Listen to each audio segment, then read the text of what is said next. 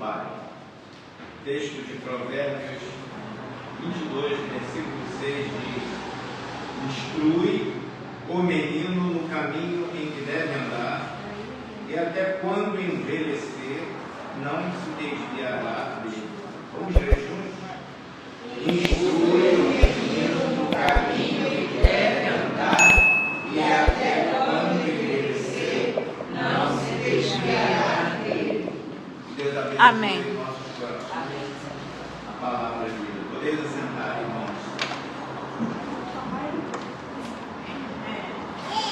Dever de cada pai é ensinar ao filho o melhor caminho que ele deve andar, percorrer, e esse caminho não é outro senão o caminho de Deus. Irmãos, ao tecermos alguns comentários sobre a família, não poderemos de forma alguma deixar escapar a oportunidade de falar sobre genealogia. Você gosta de ler textos da Bíblia que trazem a árvore genealógica dos personagens? Muitos crentes acham enfadonho ler aquela parte que fala sobre pai, filho, neto, bisneto, para saber as origens de cada um. Mas nós, como crentes, precisamos conhecer as nossas origens espirituais. Parece uma lei muito enfadonha do ponto de vista literário, dado a sua repetitividade. Contudo, é de grande valia para podermos entender alguns aspectos sobre família, o seu comportamento e a sua importância para a sociedade. Em primeiro lugar, precisamos saber o que é genealogia. Aurélio a define como estudo da origem das famílias, dos antepassados de um indivíduo. No Velho Testamento existem vários tipos de genealogias, como por exemplo, das realezas, das famílias sacerdotais, dos chefes das tribos, das famílias tribais, dos chefes das casas. De todas as genealogias da Bíblia, a que mais nos interessa é a genealogia de Jesus Cristo. Há duas genealogias de Jesus descritas na Bíblia. A primeira, por Mateus, no capítulo 1, versos de 1 a 17. E a segunda, ela foi escrita por Lucas, está registrada no capítulo 3, versos 23 a 38. Mateus a descreve na ordem direta dos descendentes, começando por Abraão, indo até Jesus. Lucas, por sua vez, escreve a genealogia de Jesus de forma indireta, ou seja, inversa, ascendente, começando por Jesus, indo até Adão. A razão de tais peculiaridades repousa nos seguintes fatos.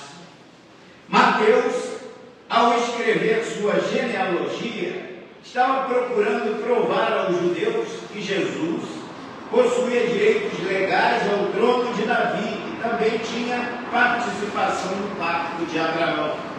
Portanto, ela é descendente de Abraão até Jesus.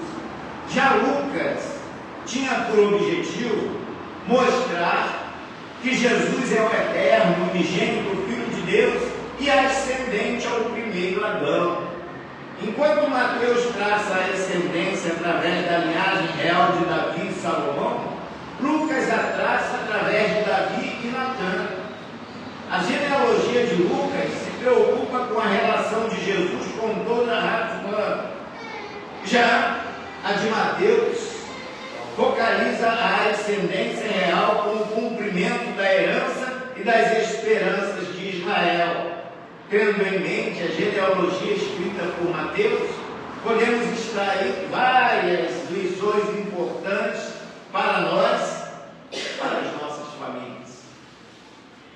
vezes, o nosso pensamento é no sentido de que Deus só usa as famílias que fazem tudo certo e que não se desviam dos seus estatutos. Não é verdade? Não é esse o pensamento que se vê aí na sociedade? Na genealogia de Mateus, aparecem várias famílias que tiveram suas histórias manchadas, com relatos de assassinatos, adultério, incesto, mentira, idolatria e desobediência. Quando lemos as histórias da família de Abraão, encontramos relatos de mentira. Gênesis, capítulo 12, versos 10 a 12. Temos também histórias de bigamia. Gênesis, capítulo 16, versos de 1 a 3. Na vida e na família de Jacó, voltamos a encontrar casos de trapaça e de engano. De alguém que pega essa menina que está me atrapalhando esse irmão. Por favor.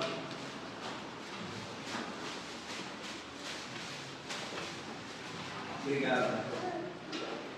Gênesis capítulo 27, versos 5 a 7. A mentira volta a fazer parte da família de Judá e de Tamar. Gênesis capítulo 38. Na genealogia de Judá e Tamar, nós vemos mais um erro, como foi dito há pouco, de engano de pessoas que eram tementes a Deus e que se deixaram levar pelo erro, pelo pecado.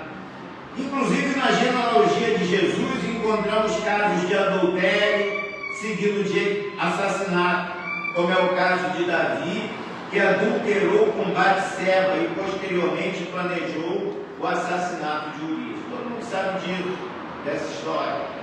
Encontramos o nome de Salomão, um homem que pediu sabedoria a Deus, mas que cometeu o pecado de poligamia e idolatria. 1 Reis, capítulo 11, versos de 1 a 6. Nessas e em outras famílias que aparecem na genealogia de Jesus, encontramos a marca do pecado e da tragédia, mas também encontramos a graça de Deus sendo derramada sobre as mesmas. Estou dizendo isso para mostrar o seguinte: não existe família perfeita, não existe crente perfeito. Todos nós temos as nossas marcas do pecado. Muitas vezes, pecados que a sociedade não consegue imaginar um crente agir de tal maneira. Mas Deus, Ele não olha como o homem olha, na crítica humana. Deus olha na misericórdia e no amor. Por essa razão, Ele escolheu famílias manchadas de erros para serem bênçãos em suas mãos, transformadas pelo seu poder, se tornaram bênçãos. E a sociedade em si não consegue enxergar da maneira como Deus enxerga o testemunho que cada um crente dá. Tem muita gente que diz assim: olha, a Bíblia é cheia de erros, a Bíblia é cheia de maus exemplos dados por servos de Deus. Na Bíblia nós vemos mentira, na Bíblia nós vemos adultério, corrupção. Então, não vale a pena verdadeiramente acreditar na palavra de Deus, porque os próprios homens de Deus que são apresentados como modelo, eles têm uma vida cheia de erros no passado. Já ouvi muita gente questionar sobre isso, mas não é assim que nós devemos entender. Nós devemos entender que é Deus que escolhe as pessoas para realizar a obra dele, independentemente de quem seja, porque Deus não olha como nós olhamos. Quando nós olhamos com o nosso olhar crítico, o que nós vemos? Aquele ali, ele não serve para realizar aquela obra que Deus confiou as suas mãos, né, para fazer. Mas é aquele caso, a própria Bíblia diz: Deus olha para o coração. Quando Moisés foi incumbido de libertar o povo lá do Egito, o Moisés disse: eu não tenho condição, eu não tenho uma língua pesada, não vou saber me comunicar com o povo, certo? Mas Deus sabia que Moisés era o homem indicado para aquela tarefa, porque o poder estava nele, que era o homem temente a Deus. e chamou a Arão para que Arão o ajudasse naquele empreendimento usando a palavra. Apesar da eloquência de Arão, o poder estava com Moisés. Deus faz o que quer como quer. Quando mandou Jonas também pregar em Nínive, Jonas se recusou a ir por escolheu tantos que poderiam ocupar aquela vaga, mas Deus disse: não, quero você, deixa. É você que vai. E Jonas cumpriu a sua missão depois de passar por experiências amargas. Aí nós ficamos pensando, mas tantas pessoas que deveriam ter uma postura diferenciada fracassaram. Quantas famílias deram mau exemplo na Bíblia? Mas também existem aquelas famílias abençoadas que nos legaram grandes exemplos, grandes ensinamentos. A graça de Deus é muito maior do que a maldição do pecado. Deus tem o poder de redimir a história da nossa família. Somente pela graça é que de um relacionamento pecaminoso aos olhos de Deus, como foi o caso de Davi e Batseba, nascesse um filho chamado Salomão, que tantos conselhos sábios nos deixou através dos livros de Provérbios, de Eclesiastes. Somente pela graça e misericórdia de Deus isso pode ocorrer. No Antigo Testamento sempre é citado o Deus de meus pais, em cuja presença andaram, como disse Jacó. E porque esses homens andaram com Deus, seus descendentes também foram abençoados. No livro de Gênesis, no capítulo 48, versos 8 a 22, está escrito: e Israel viu os filhos de José e disse: quem são estes? José disse ao seu pai: eles são meus filhos que Deus me tem dado.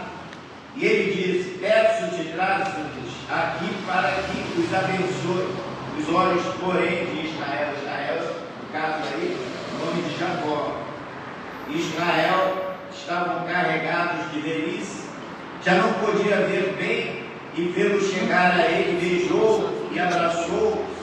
Israel disse a José: eu não cuidara ver o teu rosto, e eis que Deus me fez ver a tua semente também. E abençoou a José e disse: o Deus em cuja presença andaram os meus pais Abraão e Isaque, o Deus que me sustentou desde que eu nasci até este dia, o anjo que me livrou de todo mal, abençoe esses rapazes e seja chamado neles o meu nome e o nome dos meus pais Abraão e Isaque. Lá está uma genealogia abençoada. E multipliquem-se como peixes em multidão no meio da terra. Irmãos, é bem verdade que pais piedosos não garantem filhos piedosos. A equação pais crentes é igual a filhos crentes, essa equação nem sempre é correta. Roboão, filho de Salomão, o homem mais sábio de toda a história humana, ao assumir o trono após o falecimento do seu pai, Roboão não seguiu o conselho dos anciãos, mas preferiu seguir as orientações dos mais jovens e taxou pesados impostos sobre o povo. Vejam que pagar altos impostos não é coisa dos tempos atuais. Não é coisa nova, nem privilégio da sociedade brasileira.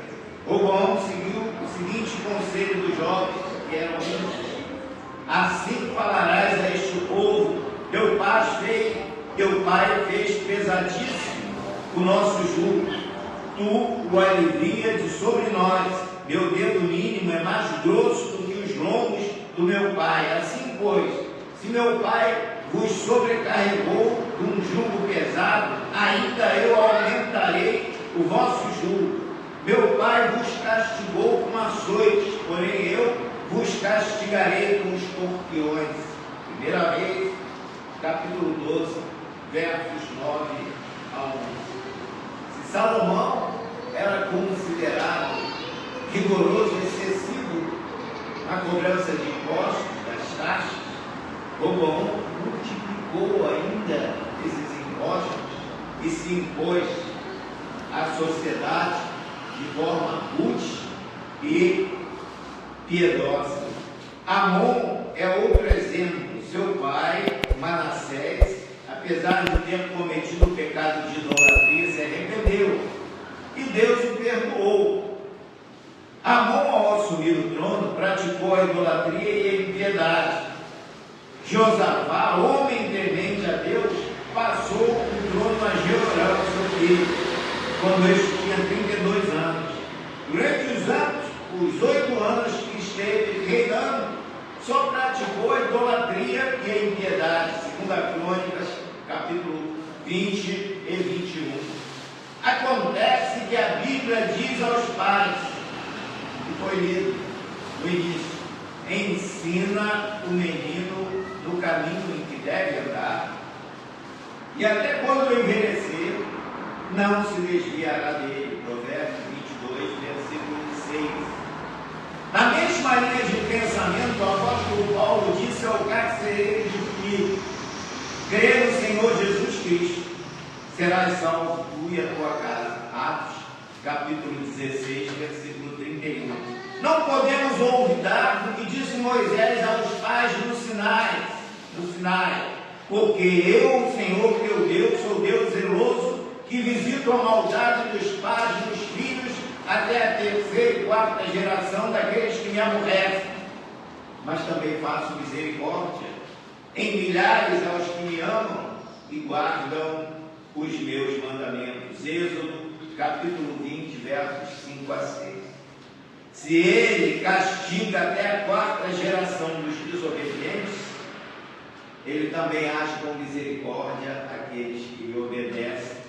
A ordem de Deus expressa não é ensinar português, nem hebraico, nem inglês, ou grego, francês, espanhol ao filho, ou ainda ensiná-lo a andar de bicicleta, a nadar, a dirigir, ou mexer em computador. Deus ordena aos pais ensinar a Bíblia aos seus filhos. Em decorrência deste texto, vem para uma vida bem-sucedida em outras áreas da vida. Ou seja, se eu sou obediente à palavra de Deus, eu vou prosperar nos demais segmentos que a vida está me apresentando. Observem o que diz Deus aos pais israelitas e a todos os que quiserem fazer parte da sua família. Ouve, pois, ó Israel, o Senhor é o nosso Deus, Ele é o único Senhor. Amarás, pois, o Senhor teu Deus de todo o teu coração, de toda a tua alma, de todo o teu poder, e estas palavras que eu hoje te ordeno estarão no teu coração, e as intimarás a teus filhos, e delas falarás assentado em tua casa, e andando pelo caminho, e deitando-te, levantando-te, e também as atarás por sinal na tua mão, e te serão por testeiras entre os teus olhos, e as escreverás nos umbrais da tua casa e nas tuas portas. Deuteronômio capítulo 4, versículos 4 a 9. Isso quer dizer que o pai tem que ensinar o filho para o filho andar com a palavra de Deus em qualquer circunstância da sua vida, em qualquer lugar. A palavra de Deus tem que estar no seu coração, tem que estar na sua mente para ser aplicada. A missão do pai é ensinar a palavra ao filho. Agora, se este, depois de adulto, vai mantê-la em seu coração, aí não sabemos, não podemos ter essa garantia. Mas haverá amplas possibilidades para esta palavra permanecer e produzir frutos. Não é uma garantia absoluta por conta do livre-arbítrio e responsabilidade individual de cada um por seus atos perante Deus. Paulo, em 2 Coríntios, capítulo 5, versículo 10, aborda este tema ao dizer: porque todos devemos comparecer ante o tribunal de Cristo, para que cada um receba segundo o que tiver feito por meio do corpo, ou bem ou mal. Então veja, o pai ensina o filho, mas depois que ele se torna adulto, ele vai seguir seus próprios passos. Aí se ele vai obedecer o que o pai ensinou ou não, o pai não pode pagar pelas suas escolhas. A função dele é ensinar. Agora, se o filho vai cumprir ou não, ele é o filho que vai responder diante de Deus. Primeiro, casal que veio ao mundo educou 2 filhos, com a mesma essência do ensino. No entanto, um se tornou o herói da fé e o outro mantido, homicida, fugitivo e vagabundo. Deveriam haver os pais com as escolhas do filho rebelde, no caso Caim. O mesmo ensino adquirido do Mestre por Pedro, Tiago, João e outros discípulos de Jesus foi recebido por Judas Iscariotes, que traiu o Senhor. Mas em compensação, os outros demais apóstolos envelheceram sem se desviarem do caminho do Senhor. O apóstolo Paulo, escrevendo a Timóteo, lembra o testemunho dos seus antepassados, com enorme repercussão na vida de Timóteo, usando a seguinte expressão: trazendo à memória a fé não fingida que em ti a qual habitou primeiro em tua avó Loide e em tua mãe Eunice, e estou certo que habita em ti. 2 Timóteo, capítulo 1, versículo 5. Veio dos ancestrais dele, o exemplo da avó, da mãe, e Timóteo recebeu essa palavra com alegria em seu coração. Débora Reiner, em seu livro Entre Marta e Maria, página 80, diz que quando Deus dá ao lar uma criança, Ele coloca nos ombros dos pais uma tremenda responsabilidade, pois a maneira como estes a educar vai determinar que tipo de homens serão.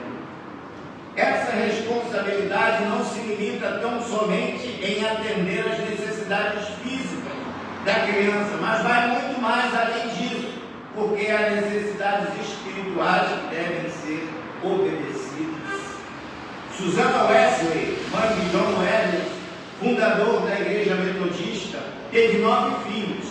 Apesar da pobreza, doenças e dificuldades, ela foi a mãe ideal, governando sua casa e família de uma maneira firme e harmoniosa. Seus filhos foram ensinados desde a mais tenra idade a respeitar uns aos outros, a ter boas maneiras, a amar a Deus. Ela era firme e paciente com todos, nunca perdendo a calma e nem gritando com eles. Ela cuidou muito bem das necessidades físicas como espirituais dos seus filhos. Um outro exemplo é o de Agostinho de Hipona, estudioso erudito que nós conhecemos através dos livros. Também foi salvo por causa das orações fervorosas e constantes de sua mãe, que era crente. Ele andou por muito tempo nos maus caminhos do seu pai, que era incrédulo, mas as orações da mãe o levaram ao conhecimento de Cristo como Senhor e Salvador da sua vida. A Bíblia também nos dá ilustrações da verdade contida no texto de Provérbios, capítulo 26, versículo 6. Ensina o menino o caminho em que deve andar, e até quando ele se envelhecer, não se desviará dele. Ana, mãe de Samuel, dedicou o seu filho ao Senhor, mesmo antes de nascer, e também cumpriu o voto que fizera a Deus. Seu filho tornou-se um grande homem de Deus. Nós não precisamos de dinheiro, posição social ou qualquer outra coisa para criar uma família verdadeiramente cristã. No entanto, isso exige de nós, pais, uma comunhão constante com o Senhor, tanto no ensino como na prática deste ensino. Nós não podemos esperar que os nossos filhos tenham uma vida espiritual se nós não vivermos aquilo que lhes ensinamos na palavra de Deus. Estamos sentindo agora as consequências de uma geração que foi criada nos seus próprios caminhos e não nos caminhos de Deus. Por isso, estão dando aos pais e às autoridades os piores problemas que podemos imaginar. Vamos, pois, como pais crentes que amam ao Senhor, ensinar nossos filhos nos seus caminhos, para que quando crescerem se tornem homens e mulheres úteis à sociedade, que honrem e louvem o nome de Deus. Uma mulher de Deus fez o seguinte depoimento: agradecida, eu louvo a Deus, porque desde que minha bisavó aceitou a Jesus, já estamos na 6ª geração de servos de Deus. Há muitas famílias de várias gerações abençoadas e abençoadoras. Não é privilégio de algumas, porque a bênção é extensiva a toda e qualquer família. Mas há um segredo: pais e avós que andavam na presença de Deus. Há todo um trabalho de transmissão da fé e dos preceitos divinos. Há também a fidelidade a Deus e a pureza de conduta. Há, enfim, responsabilidade de ser exemplo para as próximas gerações. Então, nossos descendentes poderão dizer de nós: sigo ao Deus dos meus pais, e esse Deus tem sido meu pastor. Se o irmão é a primeira geração a seguir a Deus, não fique triste. A partir de você, as próximas gerações, filhos, netos, bisnetos e até mais longe, serão abençoadas se você andar na presença de Deus, fiel e alegremente. Uma menina, com seus 4 aninhos, ia para a igreja, segura pela mão da avó. Um dia, durante o trajeto, encontrou uma nota de R$100. Aos seus olhos, era uma importância considerável. Mas a primeira coisa que lhe ocorreu foi o dízimo. E ela disse: vovó, quanto é o dízimo desta nota? Disse a vovó: essa é uma nota de R$100. O dízimo de R$100 são R$10. A netinha ficou admirada. Só R$10, vovó? Deus é muito bom, não é? O segredo dessa atitude da menininha é que tanto sua avó como seus pais eram crentes dedicados, dizimistas, fiéis. A jovenzinha poderia dizer: o Deus de meus avós e o Deus de meus pais. Mas ela agora dizia: o meu Deus. A função do pai é ensinar ao filho a palavra de Deus, é dar uma boa educação, impondo limites e respeitabilidade, é saber orientá-lo como cidadão para que saiba respeitar os valores morais e éticos do relacionamento social, usando a sabedoria, a honestidade e a dedicação ao estudo e ao trabalho para ser bem-sucedido na vida profissional, servindo aos outros como a Deus servindo. Sendo um filho obediente, um marido que ama e respeite a sua esposa, um pai que dê exemplo ao filho através da sua própria vida. Um pai foi comprar o jornal, o jornaleiro jogou o jornal com muita brutalidade na mão do pai, que cortesmente o agradeceu, desejando-lhe um ótimo dia. O menino, vendo aquela cena, perguntou ao pai: pai, por que o Senhor tratou tão bem um homem tão grosso e mal educado que o tratou tão mal? O pai respondeu: porque eu não quero que ele determine como eu devo agir. Se eu agisse com grosseria, como ele, estaria fazendo o que ele sempre faz, e não o que eu costumo fazer, que é tratar bem a todos com respeito, dignidade e educação. Esse pai não só ensinou o filho com palavras, mas principalmente com atitude. Esse é o maior ensino que o pai pode dar ao filho, é praticar o que a Bíblia ensina. Ensine o menino no caminho em que deve andar. Ensinar o menino não é só de palavras, mas com atitude e com testemunho. Que Deus assim nos abençoe. Amém.